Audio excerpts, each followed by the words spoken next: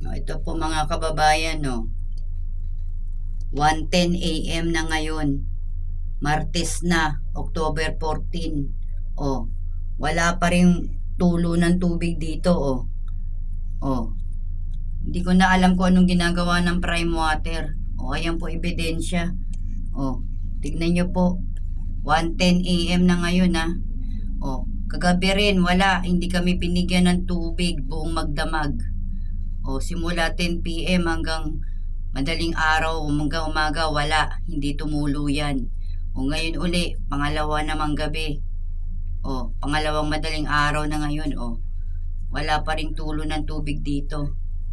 Hindi ko na alam ano, gawa ng prime water. Wala namang sira dito sa area ko. Pero walang tulo ng tubig.